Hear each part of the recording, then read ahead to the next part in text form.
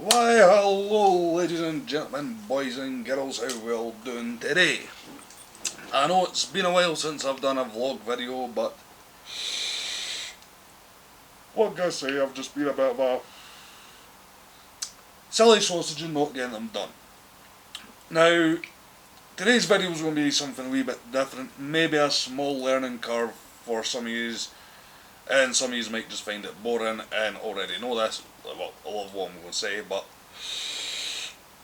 this is like my fourth time trying to record this because I've made it difficult for myself, and I've decided, right, just do it the easiest way I can think of doing it. Which is pretty much, if you didn't know, I had issues with my car. Now, the issue was, I originally thought it was my alternator belt was away. But it wasn't. It was in bad condition, it did need replaced. But that wasn't the problem I was facing. What had gone wrong is there was a tensioner on it, which is spring loaded, and that had broken, or part of it had broken, which I hadn't realised because it's buried sort of out of sight, and that was causing all the issues, including the pulley not sitting right and things like that, and damage getting done to that. I probably added to that as well. So I went out and I bought the new alternator belt, thinking that's where the problem was, and that's where I discovered the tensioner. Now I think it's called an ADS something or other. I'm not going to sit here and say, oh, I know all the specs, I know all the proper names. I don't. So if you can see my monitor, you can actually see a picture of the car sitting there. The reason why that's sitting there is because through the video I'm going to be putting them on screen for the viewer to see better. But when I've been trying to record this before, what I found was I wasn't leaving enough time to really put the picture up and let the viewers have a look. So this time I'm going to sit and do it a wee bit different. When I'm going to talk about set parts, I'm going to have the pictures there so I can see and try and sort of gauge a wee bit how long the viewer's going to need to look at it. And I'm going to try to edit this and upload it. So yeah, like I was saying, anyway, so I just must have got a bit of a rogue nail there. As obviously when I discovered it was this tensioner thing that was away, that was causing issues because it's not as simple to replace as you might think. It is only two bolts that hold it on. One's for the main body and one's for the sort of spring loaded bit. But the bolt for the main body is behind the fan for the radiator. And then obviously you'd think, well, I can maybe get a spanner, well in this case an Allen key in behind it. No, you couldn't. There's not enough room to get an Allen key in there.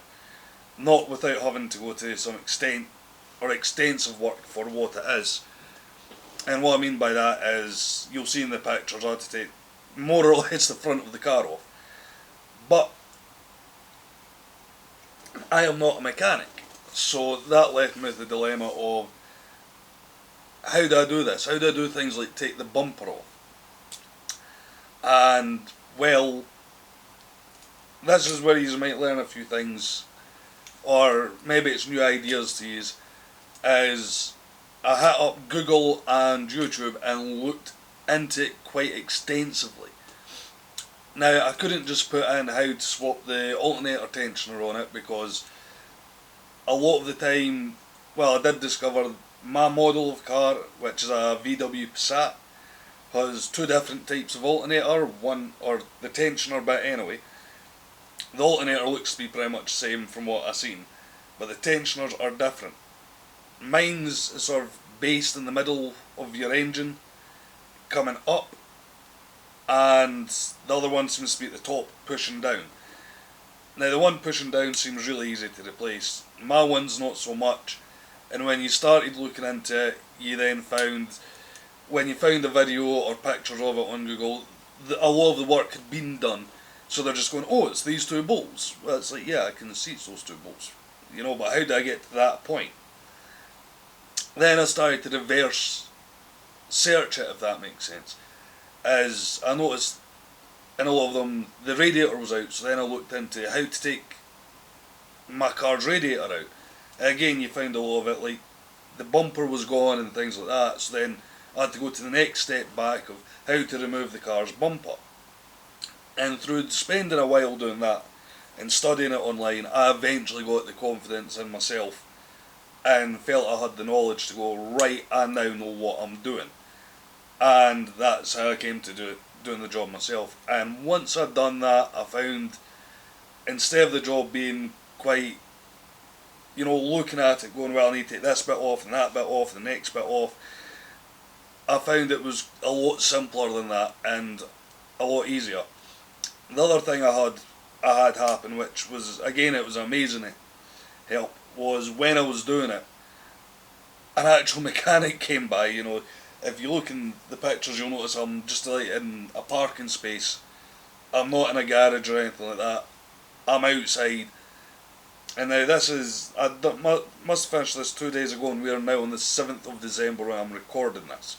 It'll probably be up between the 8th and the 10th, it'll be uploaded, but I did have a mechanic come past, and he actually showed me another couple of tricks.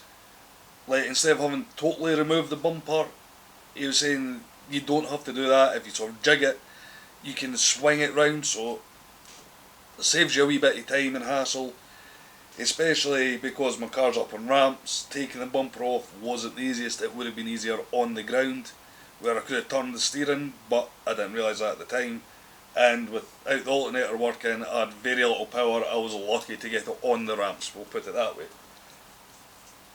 So in saying that, he gave some advice on things I could do, hints and tips, that helped out a lot as well, because he was physically there, he could point them out. Now, before I go any further, I'm going to show you what had broken on the car, because I've got it in a bag down here. I should have had it in a bit better for doing the video, but never mind. Now, you'll see in one of the pictures, this is the main body of the pulley. And it sort of sits in the car. If you imagine you're looking from the car engine out, or where the seats would be out, it'd sit in the car like that, and yes, there is another bit to it. I know I said there was like a sprung bit, but the bag's trying to run away. It is in the bag, I promise. Right there. And there's the sprung bit there. Now, that's meant to sit something a bit like that. If you imagine, that's bolted in. It's all on bearings and can move, swing up and down, adding the tension onto the belt. And this bit's the spring, got the spring in it. So this pushes down, or pushes up, should I say, and the top's pushing down on it with the belt pulling on it. Now, as you can see there's meant to be a loop on the top, which is gone because, again, there's meant to be another rubber bushing in here, which had perished, disappeared. That's what was allowing movement in this, causing a lot of the alternator problems, and eventually it's obviously been sitting a bit uncomfortable and sheared off. So I'm going to turn this round, so that's the sort of view you get of it. If you imagine it sits a wee bit like that on the car as you're looking into the car now. This bolt here is a complete problem child, and I will point that out in one of the pictures. To try and just go straight down onto it causes a lot of issues. Now, the first picture, which I'm going to put up just now, so you'll see it's the sort of, I'll put it up just now because my monitor turned off. I thought I had it set up so it wouldn't, but well. As you can see, that's just the sort of how I started with the car. It's up on, if you look at under the front wheels, sorry, I'm pointing over here. You probably can't see me, so I don't know why I'm saying that, but we'll see how it comes out. You can see I've got a couple of ramps that you drive up and onto. That's just for height, because I did need to do work underneath the car as well. So, nothing too exciting really to be said about that one. I've screwed these pictures up somehow. No. Right, I'll reuse this one twice. As you can see it in the next picture I've put up. Well, before I actually put it up on the screen, I'm going to apologise. I might use some of the pictures twice because as I was doing the work, I wasn't 100% thinking about, oh, I'll take pictures step by step to do this video or anything like that. I was just trying to get the work done. With it being December, the days are really short. And if you look back at the first picture, you'll see there's actually snow on the ground. So anyway, next picture. As you can see in this one, I've got the hood up. If you look on the windscreen, I took the part of the air filter, part of the air filter off, I will just call it that, sorry. But I've taken the grill out where the Volkswagen badge is, which was really quite easy. It was 2 bolts and just a bit of wriggling about and it just pops out. So take that away again. So you can see me again. So that wasn't overly difficult to do, but when I first looked at it, I thought to take a lot more off than that, just to take that off, if that makes sense. Now, I'll go on to the next picture because I don't want this to drag too long, which I'm sure is this one. Yeah, it is. Now, I'll put it up on the screen for you. Now, as you can see, the actual front bumper is... This is what I was on about, where the mechanic had been round. He gave me advice on how to set the front bumper like that, which was basically just jigging it just right.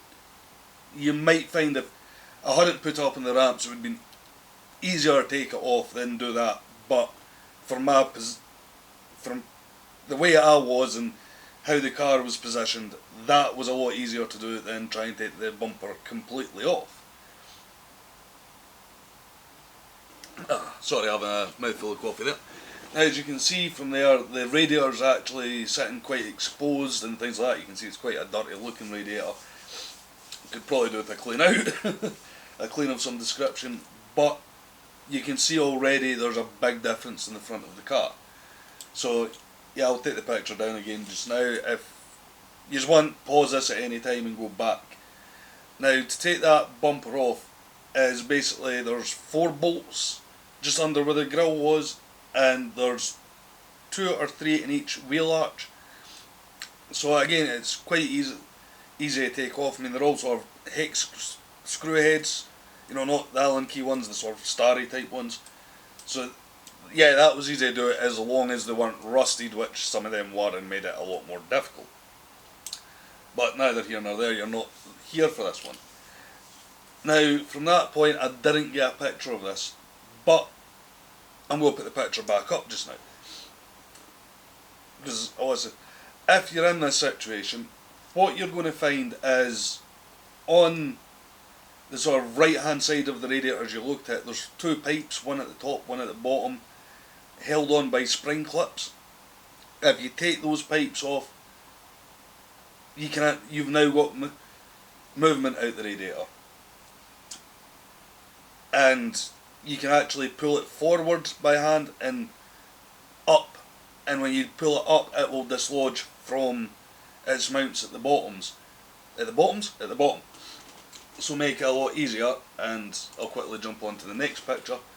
Now, in this picture, before I put it on screen, I sort of got a wee bit carried away. You can see there's a lot more happened. If you actually look down to the bottom right hand side, through the grills of the bumper, you will see that there's snow on the ground. Now, what's in this picture is you can see how I've sat the radiator, and you can see where a lot of rusty water sort of flowed out of it, which I'm not too keen on the fact that it's rusty, but we'll get there. Now, what I've already done at this point is I've already taken the fan off, which, if you look at the grill, you can just see in the background there's like a spindle sort of 50-50 behind where the bumper should be. That's what was holding the fan on, and that's what was causing the issue, was the fact the plastic centre of the fan was stopping me getting access to the bolt I needed to. I think in this picture I've already taken the adjuster off as well, but it is what it is. So as you can see already, I've saved myself a lot of time from taking pipes off and things like that.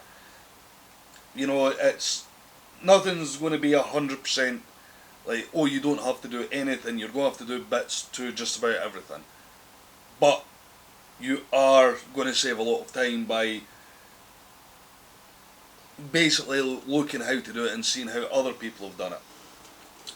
Now, in the next picture you can actually see, well, I've took it in portrait mode, so which I really shouldn't have, and I apologise for the crap on the ground.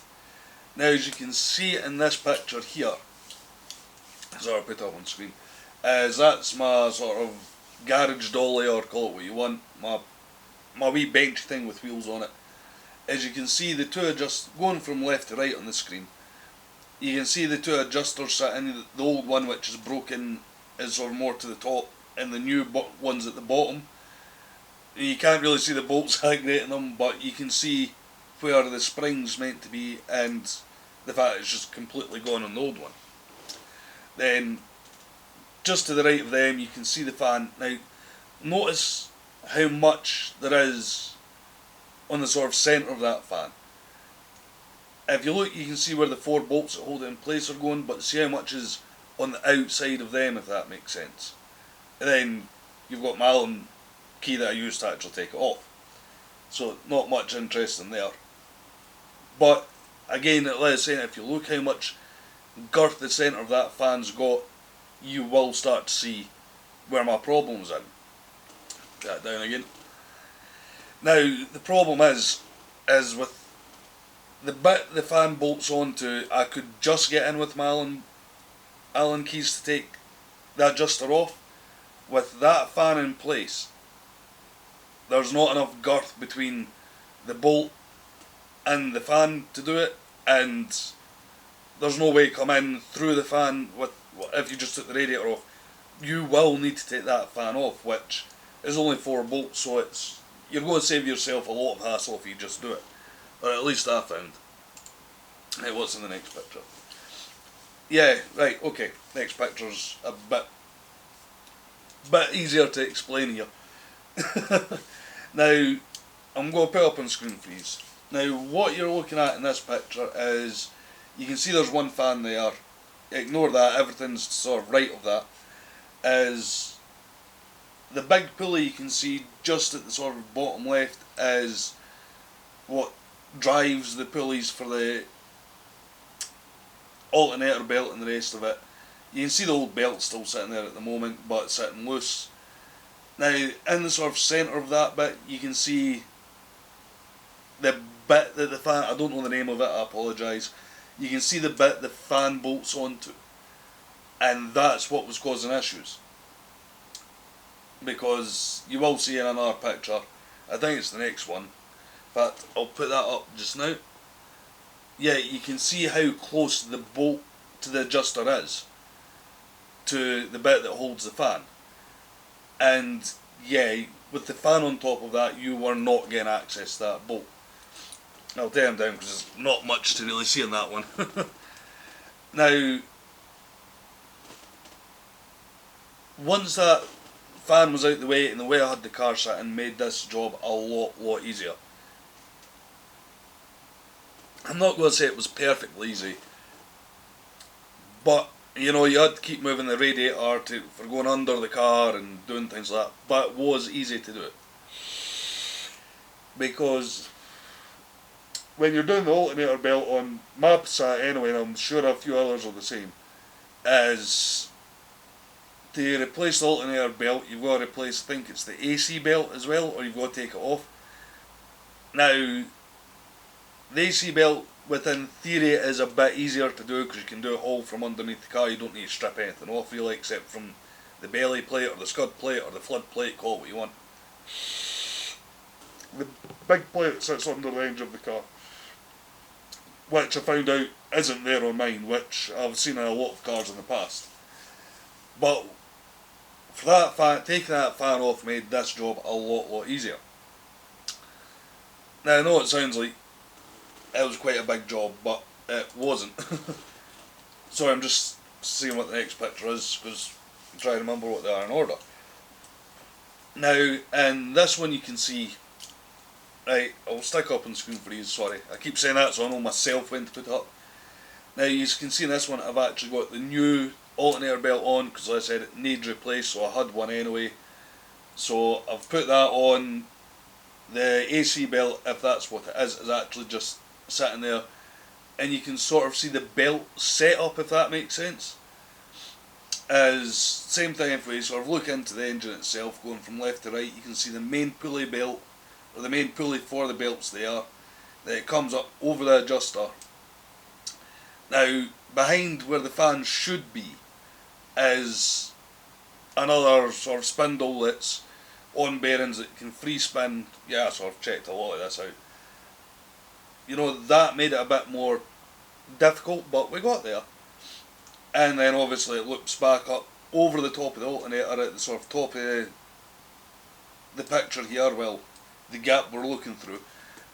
You know, it goes up, that's the alternator at the top there, and then back down, another pulley along back to where it started. So, take that away.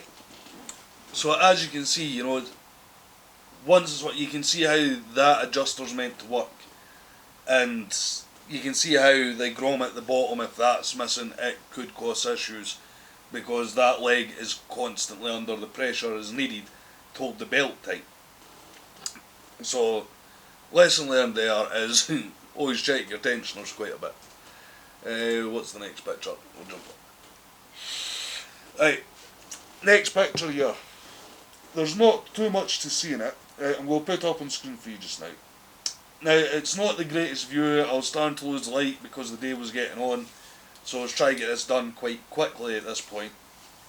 Now, you can see there, you can see sort of the camera seems to have focused on the fan and the alternator itself, but just to the left of the pulley for the alternator, you can see the top of the adjuster, and you can see how close that is to the fan.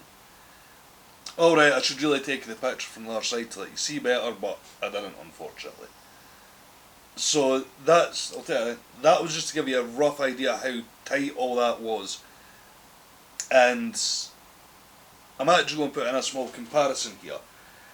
If we go back to the picture with the bolt for the main bolt for the housing of the tensioner, you can see how close that bolt is to the body of the bit for the fan. And if I put that back up, you can see the gap that's taken up by the fan. Sorry, I'll just keep them quite short, so you could see the issues of trying to get an Allen key in there to take that bolt out, never mind the length of the bolt itself, because it is quite a long bolt. In fact, you know what I'll do just now is, sorry, I'll pull this out again. Now that's got to be about, what, use all that, half an inch to 3/4 of an inch there, just to that bolt. And you do find as you unbolt it, because there's a rubber washer in this end, the whole lot tries to come out as a winner. But that's just how that is. About an inch, give or take. So using that old day, they say your thumbs, the tip of your thumb there's an inch, or something like that anyway. I think it's an inch. So as you can see, you did have to remove that fan to get out of the way and get into that bolt. Then obviously the next picture is just showing that's the radiator getting put back in. This is just sort of now showing the car getting put back together. So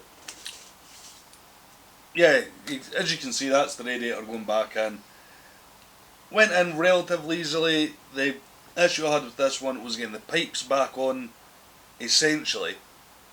I mean, I'm not saying this is a how-to video. This is just my experience doing it.